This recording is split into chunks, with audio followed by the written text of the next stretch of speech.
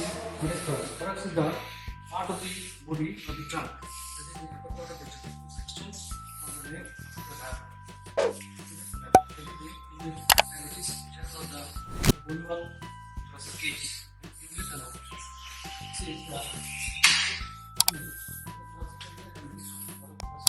outlet. Outlet of the thoracic cage is constituted by the first thoracic vertebra. On this side, the inner border of the first cartilage, and anteriorly there superior vertebra of the median sternum in the inlet of thorax, and the outlet of thorax. Outlet is supported by the diaphragm and is favored with the custom margin and the inlet of the contents of the thoracic cavity. Main contents of the thoracic cavity are two lungs, and these two lungs are separated by the median septum. This is the mediastinum. And main content of the mediastinum is heart. And heart is connected to the lungs by pulmonary artery and veins.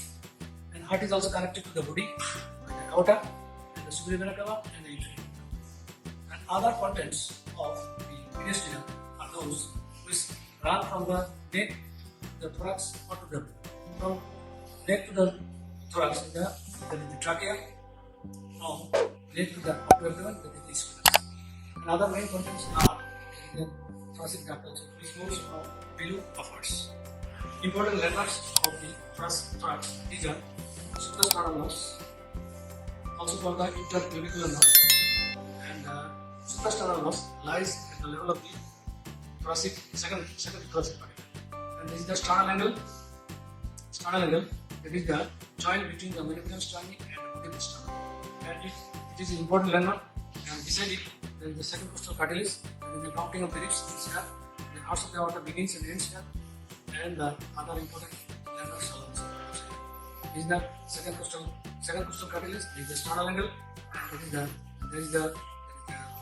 it lies at the level of the fourth thoracic. This is the gygoid process. The gygoid process lies, the junction between the gygoid process and the body lies at the level of the ninth, upper border of the ninth thoracic. This is the suprasternal nerve, second thoracic vertebra, this is sternal thoracic vertebra, this is the gygoid process and body, sternal junction, this is the upper border of the ninth thoracic vertebra, gygoid process lies over the ninth thoracic vertebra. And the costal margin, lowest level of the costal margin is the third level. The back, there are also important landmarks. The back there is important landmarks is in the buccal furrow. There are the two lobes. One is vertebral prominence, that is the spinous process of 7 cervical vertebra. And the next is also prominent, that is the spine of the first thoracic vertebra. These two important landmarks. And the spine of the scapula. Spine of the scapula lies at the level of the third thoracic vertebra. Third thoracic spine. And the inferior area of the scapula, this lies on the level of the seventh thoracic.